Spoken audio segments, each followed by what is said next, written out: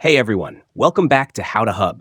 Today I'll show you how to upload documents on the DeepSeek AI app so you can analyze PDFs, images, and more.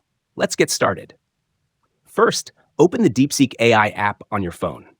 By default, you won't see an upload option on the main screen, but here's how to find it. 1. Tap the plus icon at the bottom of the screen. 2. Select Document from the menu that appears. 3.